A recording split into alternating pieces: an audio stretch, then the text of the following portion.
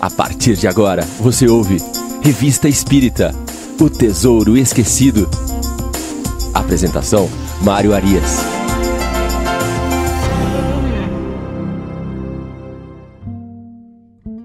Olá, amigo ouvinte da Rádio Idefran, eu sou Mário Arias e este é o programa Revista Espírita, O Tesouro Esquecido.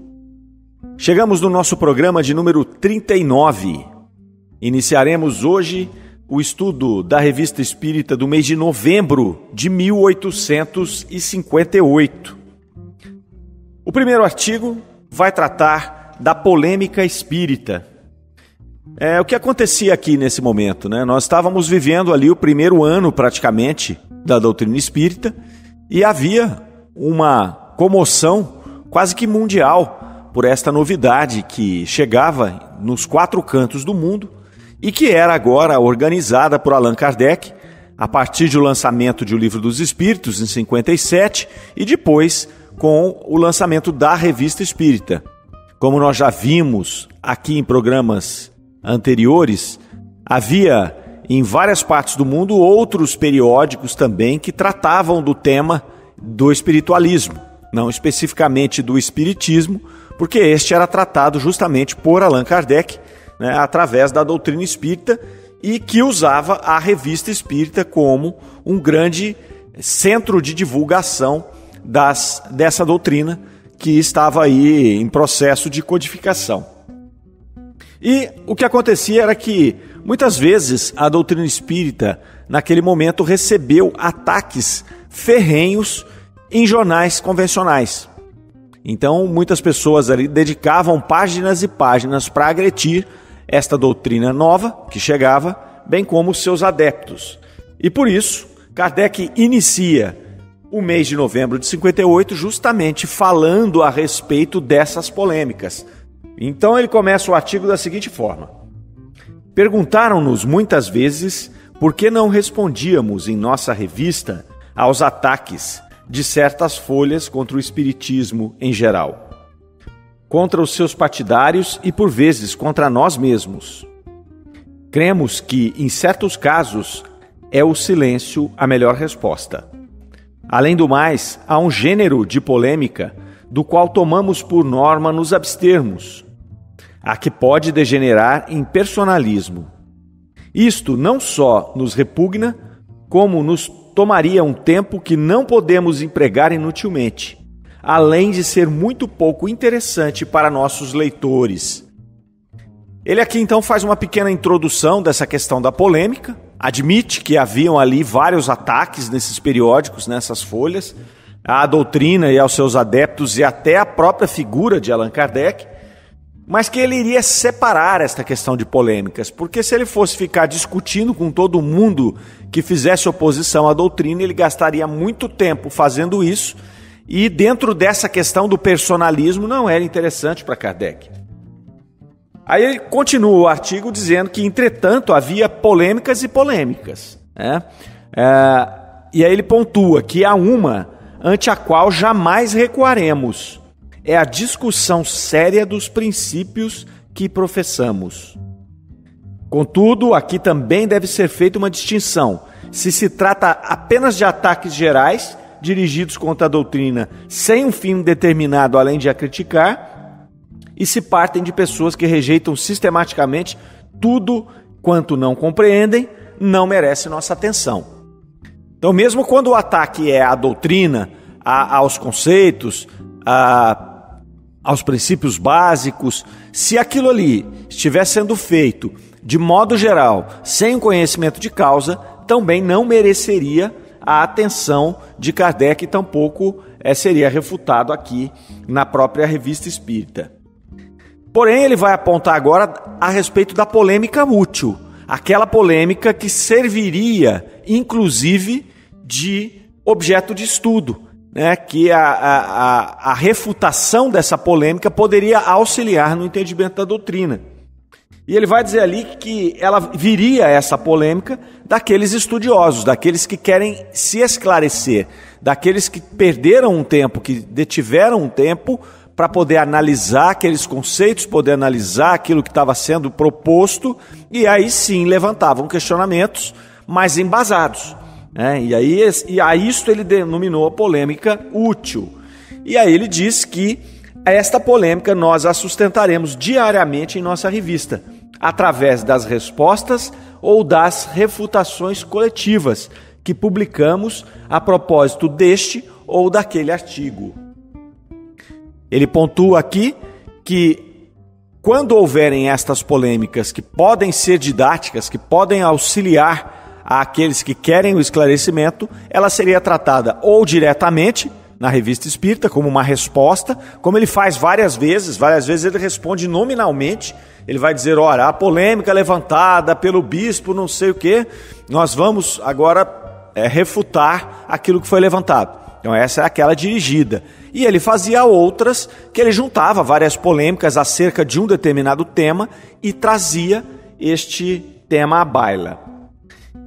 Este foi o primeiro artigo. E o segundo artigo, ele já vai até utilizar-se, para fazer uma refutação geral de um tema muito importante da doutrina. Ele vai utilizar esse argumento que ele acabou de propor aqui, que é de utilizar as refutações coletivas, para poder exprimir um conceito, para poder dissecar um conceito da doutrina. E ele vai fazer isso já nesse segundo artigo de novembro de 58, quando ele traz o artigo Pluralidade das Existências. Então este artigo vai falar da reencarnação, trata-se de um princípio básico da doutrina espírita, trata-se de um dos pilares da doutrina, que sem ele não há como nós compreendermos a evolução espiritual, não há como nós compreendermos a própria doutrina. E Kardec vai aqui se dedicar, num artigo até longo, a apresentar esta doutrina da reencarnação ou da pluralidade das existências.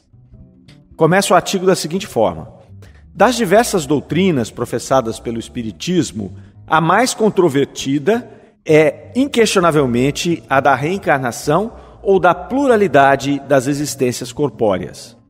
Embora seja esta opinião atualmente partilhada por grande número de pessoas e que já tenha sido abordada por nós em várias ocasiões, julgamos um dever aqui examiná-la mais minuciosamente, à vista de sua extraordinária importância e para responder às diversas objeções que foram levantadas.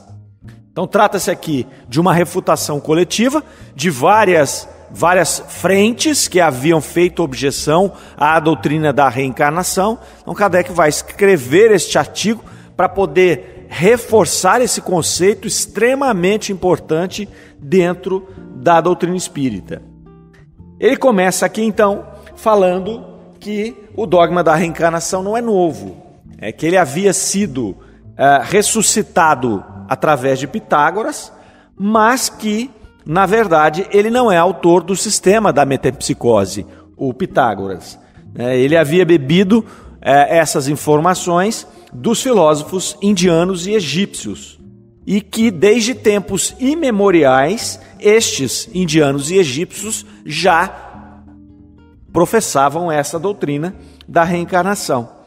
O que eles diziam ali é que essa transmigração das almas era algo que era aceito por todas as pessoas dessas duas etnias, dessas duas nações, indiana e egípcia, e ali eles davam algumas informações a respeito dessa transmigração das almas, com a grande diferença de que eles, através da metempsicose, que é o nome do sistema professado por eles aceitavam a reencarnação de espírito humano em animal. Muito bem. Kardec pontua, logo depois de mencionar os egípcios e os hindus, ele pontua que não sabemos de onde veio inicialmente a doutrina da reencarnação. Como ela chegou até os seres humanos? Teria ela vindo através da intuição ou teria sido uma revelação? Então, Pitágoras resgatou isso lá dessas culturas antigas, desses povos antigos, mas nós não tínhamos histórico, nós não temos um histórico de como esta doutrina chegou até aqueles seres na antiguidade. O fato é que, na época de Kardec, a reencarnação passa a ter um outro enfoque, né? O objeto, ela passa a ser um objeto de um estudo científico. Com Kardec, utilizando-se da ciência espírita, uma ciência de observação, e posteriormente ela passaria até para a ciência convencional, com, por exemplo, o trabalho de Ian Stevenson, que atuou mais de 20 anos fazendo um trabalho científico, buscando evidências de reencarnação pelo planeta Terra. Claro que todo o trabalho de Kardec vai buscar não comprovar a reencarnação, porque isso já era um fato, já era uma evidência para Kardec, mas sim trabalhar as consequências da reencarnação, o sistema e as consequências. Já no caso dos estudos científicos de Ian Stevenson, a busca é comprovar o processo, que existe a reencarnação, é comprovar a possibilidade de uma transmigração da alma de um indivíduo para um outro corpo, começando uma nova existência. Então, apesar da reencarnação ser o objeto de estudo dessas duas frentes, o objetivo é diferente, porque um vai provar apenas a sua existência e o outro vai ampliar para demonstrar ali toda uma abrangência, né, que vai envolver passado, presente e futuro. Na sequência aqui, a pontuação ela se dá em cima da diferença da doutrina da metempsicose dos antigos com a doutrina apresentada pelos espíritos para Kardec, sobretudo nesta questão que nós já mencionamos, da transmigração, da possibilidade, né, nessa doutrina antiga, da transmigração do corpo de um homem para um animal. Eles tinham esta crença e os espíritos refutaram isso veementemente quando trouxeram para Kardec a questão da reencarnação. E nós já vimos, inclusive no programa passado, nós vimos a respeito da não retrogradação da alma. Esse é um assunto que a gente sempre toca por aqui no nosso programa, porque é um ponto capital também da doutrina. O espírito, ele não retrograda em momento nenhum. Aquele passo que nós já demos, aquele conhecimento, aquele aspecto moral, aquela virtude que nós já adquirimos, nós não perdemos. Então não há essa possibilidade de um espírito retrogradar. E reencarnar em um animal, após você já ter encarnado no reino hominal, como um homem, é impossível, porque seria justamente uma retrogradação da alma. Você perderia a sua condição de livre-arbítrio, estaria sujeito apenas aos instintos, o que é uma característica dos animais. E aí ele vai dizer a respeito da chegada desta doutrina, desse conceito, para o corpo da doutrina espírita. Alguns contraditores iam dizer ali que Kardec estava imbuído das ideias reencarnacionistas. Por isso que os espíritos acabaram concordando, né, com a maneira de Kardec ver esse assunto. E aí ele pontua com muita firmeza que, na verdade, quando a doutrina da reencarnação foi trazida pelos espíritos, ela estava longe dos pensamentos de Kardec. Kardec tinha construído um outro sistema totalmente diferente, né, sobre o ponto da evolução da alma, da evolução do espírito, dos antecedentes da alma. E esse sistema era partilhado por várias pessoas naquela época. Então, quando os espíritos propuseram para ele a reencarnação, ele se surpreendeu, na verdade. E ele ficou contrariado com aquilo. Ele pontua aqui no artigo, que aquela informação contrariou, porque derrubou as próprias ideias que Kardec tinha. E ali ele não cedeu, ele vai informar aqui que ele não cedeu ao primeiro choque. Quando os espíritos colocaram ali a doutrina da reencarnação, ele combateu e defendeu a opinião anterior dele. Então, muito ao contrário do que disseram esses opositores, que ele menciona aqui no início do artigo, né, que diziam que, olha, essa era a sua ideia, você já pendia para esta ideia, por isso que os espíritos concordaram, né? E era justamente o contrário. Eles vinham contrariar o sistema que Kardec tinha colocado. É como se ele tivesse feito todo um trabalho, né, dentro de uma lógica, criou um sistema ali para essa evolução do espírito, para essa evolução da alma, né, para o que acontecia anteriormente à nossa vida presente, e os espíritos disseram, não, você está errado. Você está errado. O que explica essa evolução, o que explica como estávamos, como estamos e como estaremos, é a reencarnação. Então Kardec vai lutar contra isso, né? Não vai ceder. Ele tinha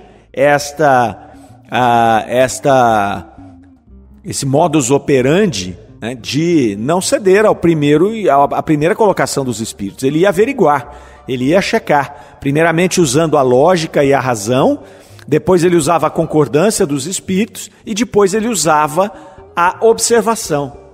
E aí ele colocou aqui, ele só aceitou esse conceito porque ele se rendeu às evidências. E aí faz uma pontuação bacana aqui também, dizendo que o uso do termo evidência, nesse caso, podia chocar algumas pessoas, né? Porque você não tem uma evidência da questão do plano espiritual, você não consegue reproduzir aquela experiência. Então, é um conceito, a evidência é um conceito questionável para as coisas espirituais. Mas o que ele coloca aqui é que para o observador atento, há fatos que, embora não sejam de natureza absolutamente material, não deixariam de constituir a verdadeira evidência. Kardec entrevistava aqui uma série de espíritos, e essas informações também chegavam de outros lugares. Ele vai nos dizer aqui que as mesmas informações que chegaram a ele falando da reencarnação também chegaram na Alemanha, na Holanda, na Rússia e em outros países. Isso antes da publicação de O Livro dos Espíritos. Então ele começa a tomar consciência de que, antes dele publicar O Livro dos Espíritos, ou seja, não havia ele colocado ainda explicitamente esta ideia da reencarnação, vários países já estavam recebendo comunicações acerca desse conceito. E nós devemos lembrar que a isso Kardec denominou Conselho Universal do Ensinamento dos Espíritos. Quando havia concordância, aliás, quando vários espíritos, através de vários médiuns em vários lugares diferentes, traziam um conceito doutrinário que eram compatíveis entre si. Então Kardec juntava essas várias comunicações e ali ele via aquela concordância, aquela linha central de pensamento, e a isso ele denominou Conselho Universal do Ensinamento dos Espíritos. Então havia ali essa concordância.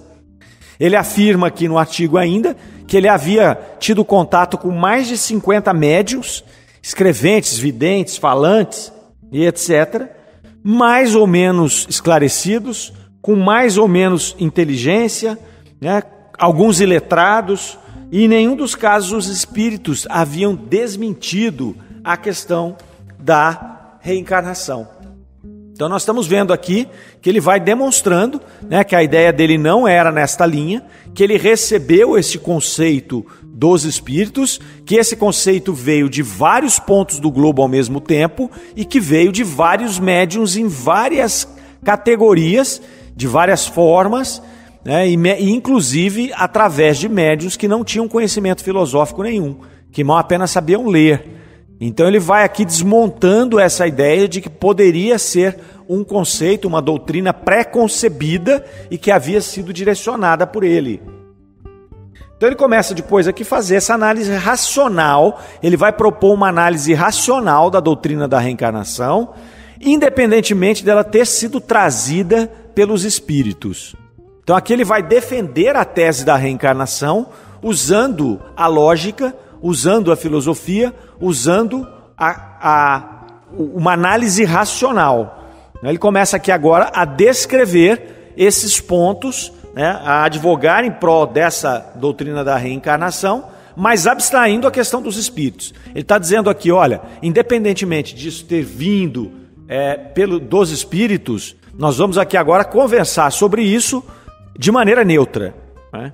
Então ele começa aqui, supomos falar às pessoas que acreditam num futuro qualquer após a morte, e não àqueles que têm o nada como perspectiva, ou que desejam mergulhar a alma num todo universal, sem individualidade, como gotas de chuva no oceano, o que vem a ser praticamente o mesmo.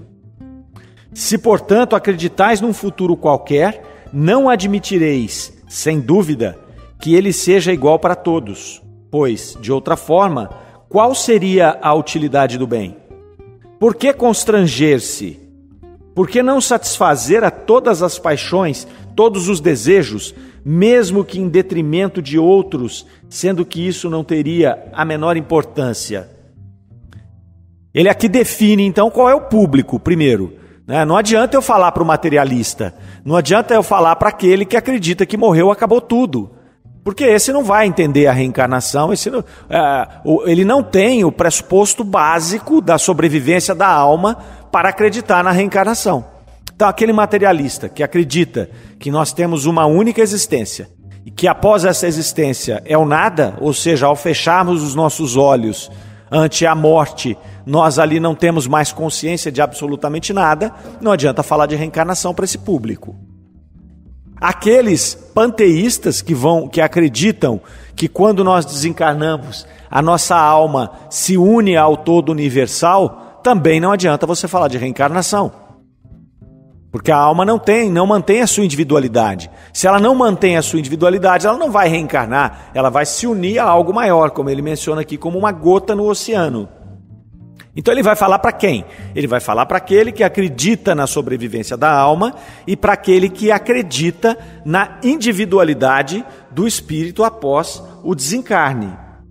E aí, nesse caso, ele vai dizer, olha, essas pessoas não podem prever um futuro igual para todo mundo. E nós temos que nos remeter lá aos conceitos religiosos, principalmente filosóficos, daquele momento em que Kardec estava falando, porque nós tínhamos ali, sobretudo, a Igreja Católica, que era a religião dominante naquele momento, que pregava o inferno e o céu. Depois eles criaram um purgatório ali, porque a coisa ficou tão complicada para você justificar céu e inferno, porque o céu ia ficar vazio e o inferno ia ficar repleto de seres lá, porque todo mundo ia para o inferno. Então eles criaram um purgatório no meio do caminho, até para poder vender ali as indulgências, para poder comercializar aquele passe ali para você sair do purgatório e ir para o céu, não é? Então, quer dizer, mas era algo que era muito parecido. Então vai para o céu, chegou lá, vai ficar lá tocando harpa, sei lá o que você vai fazer lá, junto com os anjos, não é?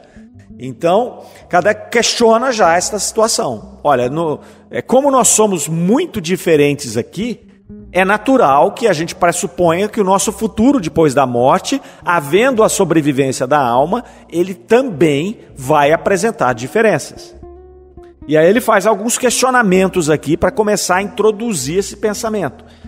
Primeiro ali, se nós não acreditássemos que haveria diferenças no nosso pós-morte, na nossa condição após o desencarne, independentemente do que fizermos aqui no planeta Terra, qual seria a utilidade do bem? Que diferença faz eu ser bom ou ser mal, se é tudo igual do lado de lá? Por que nós vamos nos constranger? Por que nós vamos nos ocupar em fazer o bem? Por que nós não vamos satisfazer todas as nossas paixões nessa vida? Então a sobrevivência da alma e a reencarnação, ela vai trazer para nós esta responsabilidade de dizer, olha, depois que eu desencarnar, que o meu espírito estiver liberto do meu corpo, e nós já sabemos, através da doutrina espírita, que na verdade esta é a nossa condição natural, desencarnados, e que aqui nós estamos momentaneamente em uma experiência aqui no planeta Terra.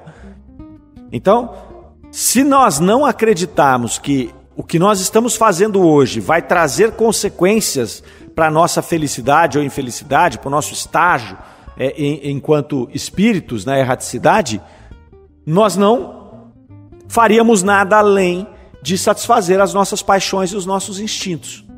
Nós viveríamos basicamente uma vida animal. Eu tenho que satisfazer os meus instintos primitivos.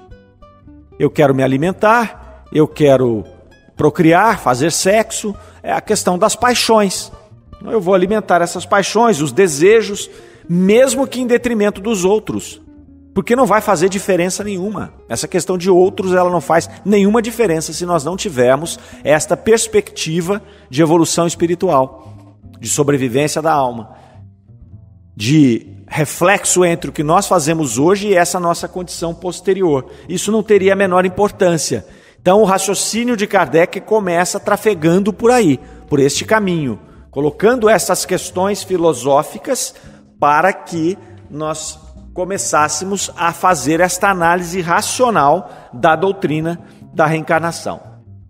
Aí um pouquinho à frente, ele vai dizer: façamos uma comparação mais prosaica. Se há um homem que, embora não estivesse na mais extrema das misérias, experimentasse privações em consequência da falta de recursos, viessem dizer: eis uma imensa fortuna, podereis desfrutá-la, mas para isso deveis trabalhar arduamente durante 1 minuto. Ainda que ele fosse o maior preguiçoso da terra, diria sem hesitar: trabalharemos 1 minuto, 2, 1 hora, 1 dia se for preciso. Que representa isso se minha vida vai acabar na abundância? Ora, que é a duração da vida corporal em relação à eternidade? Menos de 1 minuto, menos de 1 segundo. E aí continua Kardec: temos ouvido o seguinte raciocínio: como é que Deus, soberanamente bom, pode impor ao homem recomeçar uma série de misérias e de tribulações? Acaso acharia ele que há mais bondade em condenar o homem a um sofrimento perpétuo em consequência de alguns momentos de erro do que dar-lhe os meios de reparar as próprias faltas? Então aqui Kardec já começa a traçar os argumentos daquelas perguntas que ele fez no trecho anterior que nós lemos. O primeiro dele aqui, ele faz uma analogia, né, de uma pessoa que seria aí, no exemplo que ele deu, o maior preguiçoso da terra, e que alguém chega e diz para ele: olha, você tem aqui uma riqueza incomensurável e você precisa trabalhar 1 minuto para ter acesso a essa riqueza. E o raciocínio desse preguiçoso diz: olha, eu trabalho 1 minuto, 1 hora, 1 dia, 2, 10, 1 ano, para ter esta abundância que você está me dando. Então Kardec está fazendo aqui uma relação entre esse exemplo que ele deu, didático, e a nossa vida no planeta Terra. O que representa a nossa vida perto da eternidade? Ela representa esse segundo que foi pedido ao preguiçoso para trabalhar. É apenas uma experiência. O que são aqui 80 anos, 70 anos de uma vida frente à eternidade? Portanto, se nós realizarmos aqui que, através do conhecimento da doutrina espírita e da reencarnação, que este momento é como se fosse um relâmpago, como se fosse um piscar de olhos na nossa evolução espiritual, e que o que nós fizermos aqui, a forma que nós vivemos aqui, vai refletir na nossa felicidade ou infelicidade futura, nós vamos pensar como aquele preguiçoso: poxa, eu vou me esforçar nessa vida, eu vou fazer aquilo que está a meu alcance aqui, para que eu tenha, ao desencarnar dessa breve existência, que eu tenha conseguido angariar esta fortuna, esta abundância do exemplo. No exemplo aqui é dinheiro. No nosso caso, na nossa reflexão, é o quê? É a evolução espiritual, que vai nos trazer a felicidade do dever cumprido, depois que nós reencarnarmos. E na segunda parte aqui desse trecho que nós lemos, ele vai combater aquele raciocínio de que, como Deus pode ser soberanamente justo e bom, se ele condena a pessoa a reencarnar no planeta Terra, sendo esse planeta um planeta de expiação e provas, um planeta onde é inerente o sofrimento humano. As doutrinas antigas, orientais, budista, por exemplo, elas trazem muito isso, que a Terra é um local de puro sofrimento. E se nós formos avaliar, nós vamos ver que é verdade. À medida em que nós vamos aqui, desenvolvendo a nossa vida no planeta Terra, nós vamos nos deparar com a doença, nós vamos nos deparar com o envelhecimento, nós temos que aqui conviver com as intempéries, com o frio, com o calor, tudo isso nos traz desconforto. Pela diversidade de nós aqui encarnados no planeta Terra, nós aqui vivemos em conflitos uns com os outros, naturais do nosso processo evolutivo, naturais do nosso estágio enquanto planeta de expiação e provas. Então eles têm razão quando eles dizem que o planeta Terra é um manancial de sofrimento. Obviamente que nós sabemos que nós temos exatamente aquilo que construímos e aquilo que merecemos e aquilo que precisamos no nosso atual estágio evolutivo. Mas quando se questiona Deus por isso, poxa, vem cá, eu já tenho uma vida de sofrimento aqui. Quer dizer que eu vou morrer e vou ganhar uma outra vida dessa de sofrimento? Que Deus é esse que vocês estão dizendo? E aí, a refutação de Kardec, o argumento de Kardec é o seguinte: tá bom, tire a reencarnação então e pense num Deus que vai te dar uma existência só e depois vai te condenar eternamente pelo que você fez em uma existência apenas. Então nós vamos ter uma chance só. É o que nós dissemos há pouco, o inferno estaria sobrecarregado e no céu tinha meia dúzia de gato pingado. Porque se nós formos olhar a história da humanidade, quem de fato teria ido para o chamado céu? Quem teria passado por esse planeta aqui de expiações e provas e não teria cometido nenhuma falta? Quem teria em uma encarnação alcançado a perfeição espiritual? Ninguém. Ninguém. Ah, mas tem Jesus. Não, Jesus já veio para cá, ele já tinha feito isso em outras encarnações. E tem alguns espíritos aqui que conseguiram caminhar, conseguiram entrar aqui, talvez como espíritos da terceira ordem, e passaram para a segunda ordem. Os demais que aqui vieram e tiveram, que foram os modelos, os exemplos que vieram para cá, vieram em missão. Eles já estavam evoluídos. Uma encarnação é muito pouco para que a gente possa angariar a nossa evolução espiritual. E é por isso, e aí sim está a justiça de Deus. Como é que ele vai, através de alguns momentos de erro, dessa mesma colocação que Kardec fez, que a nossa vida é um piscar de olhos perto da eternidade, como é que o que nós fizemos nesse piscar de olhos poderia ser imputado a nós algo eterno posteriormente? Aí não teria justiça divina. Então vejam que esses argumentos não têm nada a ver com aquilo que foi trazido pelos espíritos. Na semana que vem, uma vez que nós já estamos chegando ao final deste nosso programa de hoje, nós daremos sequência na análise deste importante artigo trazido por Kardec em novembro de 58 na Revista Espírita. Nós esperamos contar com a presença de todos, com a companhia de vocês, nossos ouvintes, e que nós possamos refletir sempre sobre essas lições trazidas e compiladas pelo mestre Lyonês. Desejo a todos uma excelente semana. Fiquem com Deus. Até a próxima. Você ouviu Revista Espírita, O Tesouro Esquecido.